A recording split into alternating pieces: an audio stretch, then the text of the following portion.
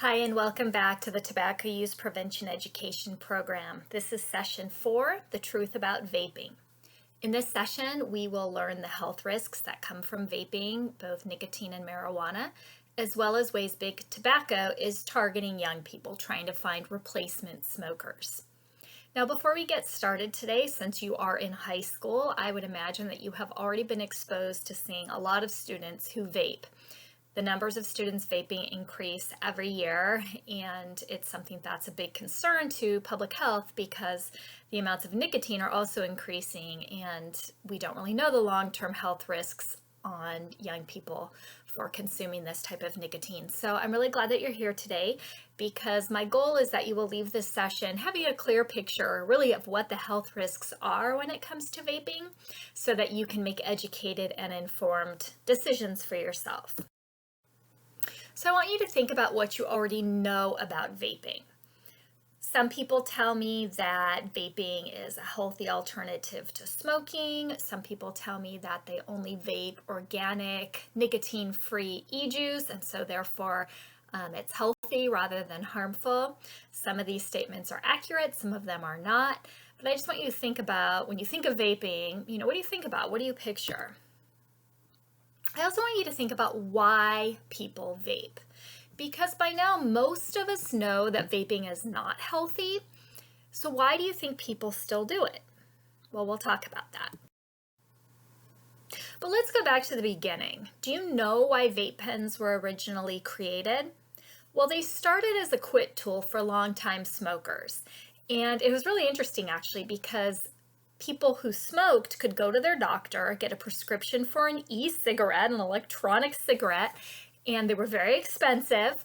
And the idea was that they could gradually decrease the amount of nicotine that they were taking in every day until they got to the point where they were completely weaned off of nicotine and could quit. However, big tobacco discovered very quickly that they were missing out on this golden opportunity to make a lot of money. And so they switched their focus from helping people quit to getting new users. And that's where everything shifted, and they really started targeting you with fancy devices and all the different flavors, and they have been very successful. Is that big tobacco needs you to replace all of the customers that they lose every year due to smoking-related deaths. True or false? Vaping or juuling is healthier than smoking cigarettes. Something I hear all the time. Well, the reality is we don't know. Vaping hasn't been around long enough for us to have long-term studies on it, but what we are seeing is worrisome because we're already seeing people hospitalized from vaping and developing problems with their respiratory system from vaping. So it is definitely not a healthy alternative. True or false? Vape pens produce a vapor when smoked. Well, you would think so, right? Especially since they're called vape pens. This is a marketing strategy though, and the reality is that vape pens produce an aerosol. When the e-liquid is heated up, there's a chemical conversion that takes place, and that gas becomes an aerosol, and it's intentional that they don't call it that because obviously when we think of aerosols, we think of things like spray paint, hairspray, things that are not very healthy. So vapor sounds better. True or false? Vaping nicotine-free e-liquid is safe.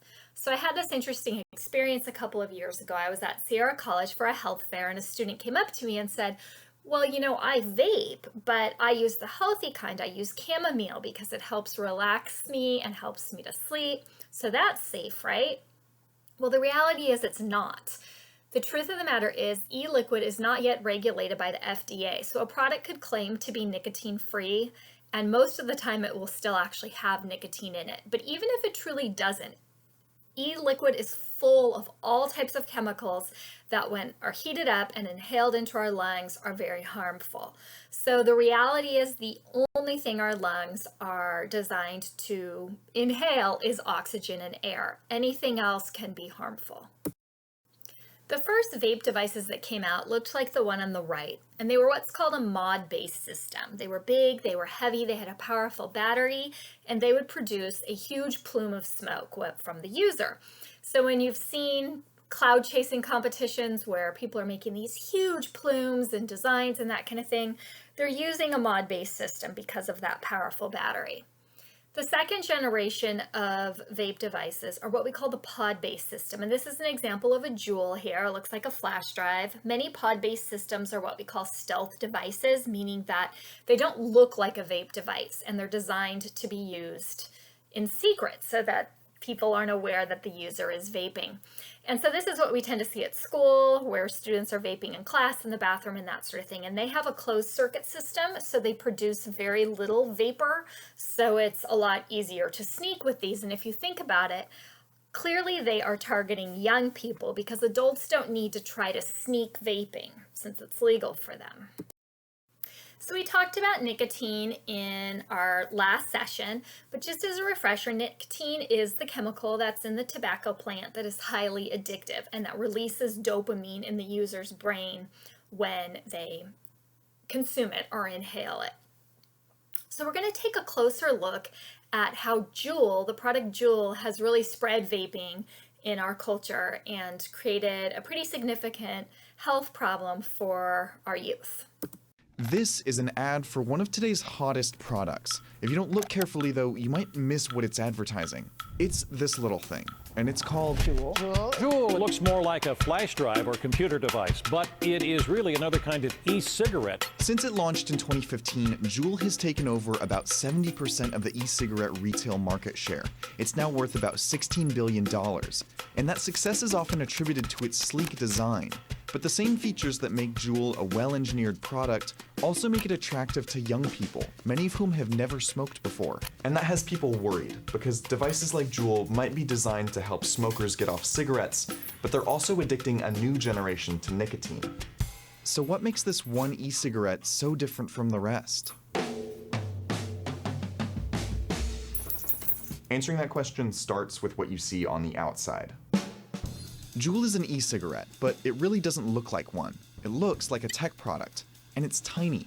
That allows smokers to get a nicotine fix without having to worry about social stigma, but also allows young users to consume nicotine inconspicuously without having to worry about who sees them. Going to school, having this in your pocket is a lot better than having like something this big that looks kind of like a lightsaber. You know, you could kind of Juul anywhere in discreetness. That discreetness is a big shift for e-cigarettes. Since the first patent in 1930, designs haven't been very subtle. The first generation of e-cigarettes mimicked the shape, size, and colors of traditional cigarettes, sometimes even with a fake light-up tip. The second and third generations focused on larger and more customizable devices with longer battery life and big plumes of vapor. Then came the Juul, a stripped-down version with no buttons, no big plumes of vapor, and no complex refilling or recharging.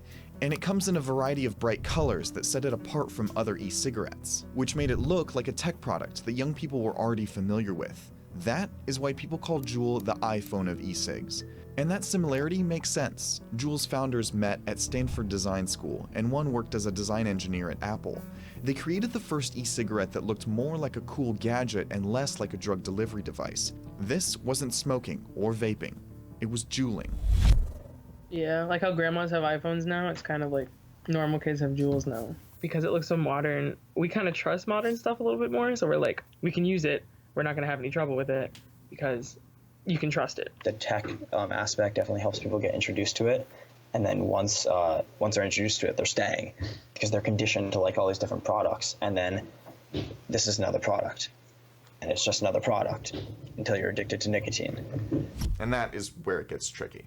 A 2017 study found that 25% of 15 to 24-year-olds recognized the Juul in a photo, but the majority of them didn't know that it always contains nicotine. It's easy to trace that information gap. You just have to look at the ads. When you look at Juul's marketing today, you find video testimonials from adult ex-smokers. My name is Lauren. My name is Brandon. My name is Carolyn. My name is Aman. I'm 38. But when Juul first launched, their marketing looked a lot different. When you put those ads alongside old cigarette ads, the similarities are pretty striking. Both marketed relaxation, sharing, travel, freedom, and sex appeal. It's now illegal for cigarette brands to use these kinds of suggestive advertising themes. But for e-cigarette manufacturers who had products on the market before 2016, those strategies are still unregulated. That's why a brand like Candy Pens can be promoted in DJ Khaled music videos, just like tobacco corporations used to pay stars to smoke their cigarettes on screen. but compared to cigarettes, Juuls are a lot easier to start using. Typical e-cigarettes have between 6 and 30 milligrams of nicotine per milliliter of vape liquid.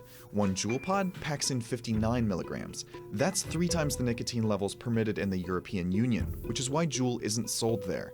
But here in the US, e-cigarettes don't have the same restrictions, even though we know that nicotine dependency can prime developing brains for future substance abuse disorders. The company says that Juul's nicotine content is about as much as a pack of cigarettes, though tobacco experts say it's likely more than that. And Juuls have a patented system for delivering that nicotine. Most e-cigarettes use a potent version of nicotine called freebase that gives users a strong hit. But Juuls vaporize a liquid made from nicotine salts. Those salts allow nicotine to be absorbed into the body at about the same speed as regular cigarettes, much faster than most e-cigarettes. But unlike freebase nicotine, which can be irritating, nicotine salt goes down smoothly. So Juul packs a bigger nicotine dose into a much more pleasant hit than most devices on the market. And that has public health officials worried, because the US almost beat nicotine addiction among kids. As cigarette smoking among those under 18 has fallen, the use of other nicotine products, and especially e-cigarettes, has taken a drastic leap. In April, the FDA demanded that Juul submit documents on its marketing and research. A group of senators sent a letter asking Juul to stop using flavors and designs that appealed to children, and there are now 3 lawsuits alleging that Juul contains too much nicotine. In response to the concerns, the makers of Juul have pledged $30 million to combat underage use. Merchandise and marketing materials now have big warning labels on them, and the company is developing lower nicotine pods. The trouble is, there's still a lot we don't know about the long-term health impacts of e-cigarettes. Juul, like other e-cigarettes, might have set out to design a solution to a public health problem, but in a lot of ways, their product has created a new one.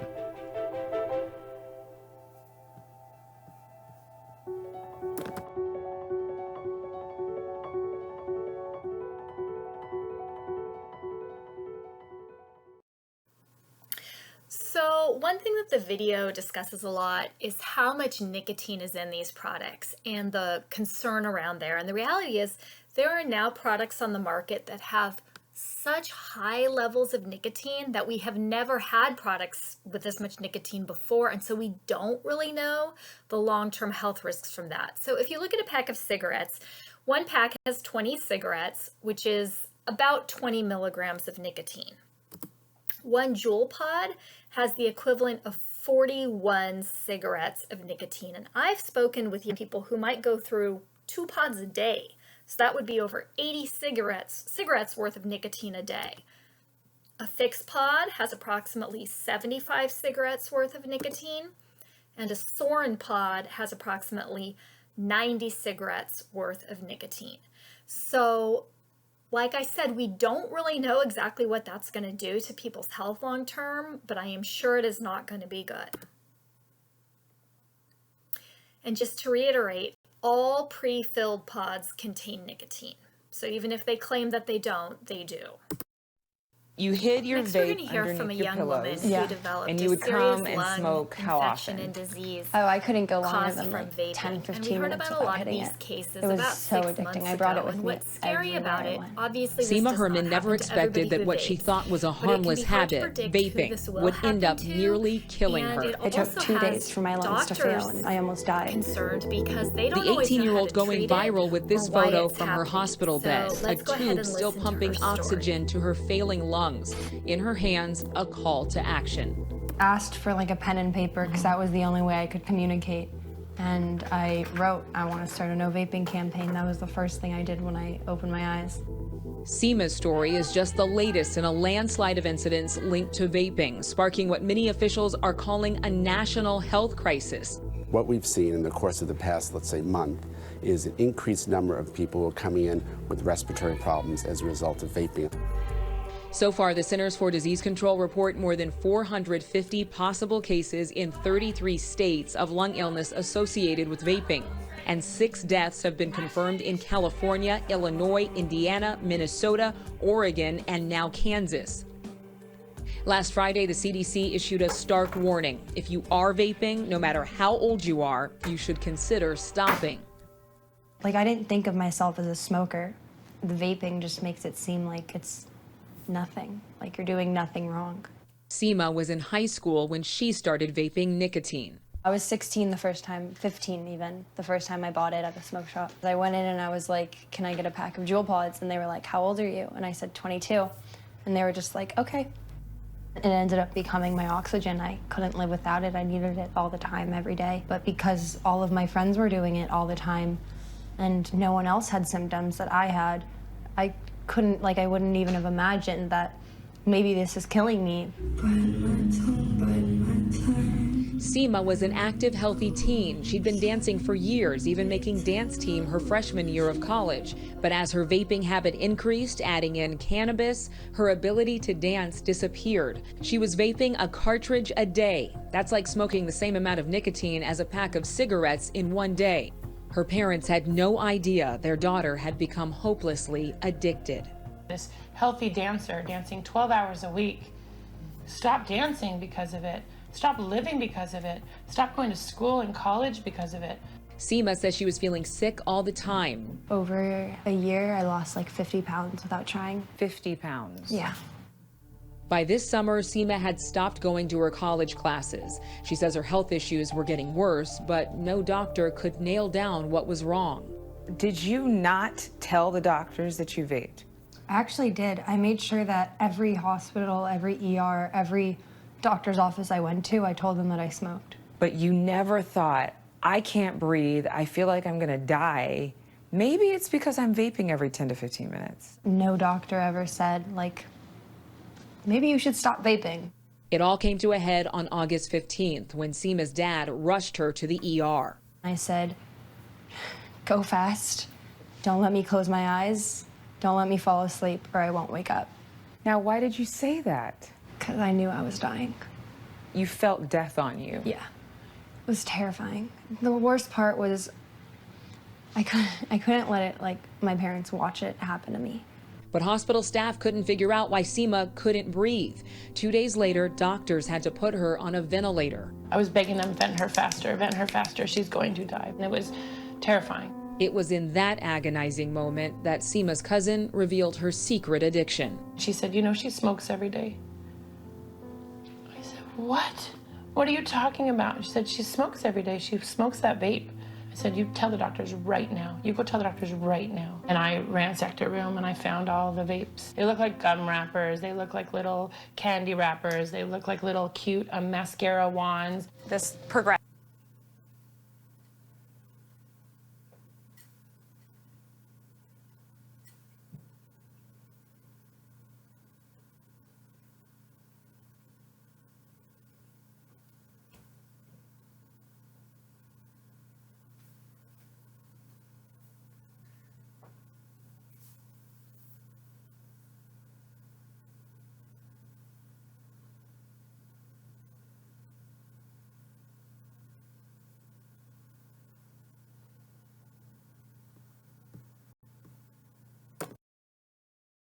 So, just to reiterate, that doesn't happen to everybody, but it is a very scary and dangerous situation. So it's important to consider that when you're thinking through whether or not you want to try vaping. Another way that young people are being drawn into vaping is with all of the flavors that are available. There are literally thousands and thousands of flavors that you can choose from for a vape device, and the majority of them really are targeting youth. And again, Big Tobacco is all about making money. That is their number one priority. And so they're very good and very creative at trying to create products that are appealing. So what can you do? Well, you can start by knowing the facts, which is what you're doing right now. That way you can make informed decisions for yourself. You can also recognize Big Tobacco's strategy to find replacement customers. They are always interested in their bottom line and how much money that they're making. And finally, you can find healthy ways to handle stress.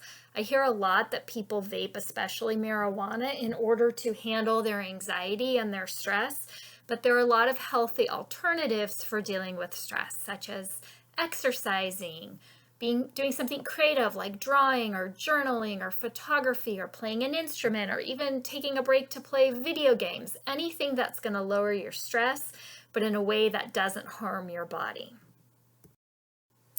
That brings us to the end of session 4, and in our final session next week, we will be understanding the health risks of youth marijuana use.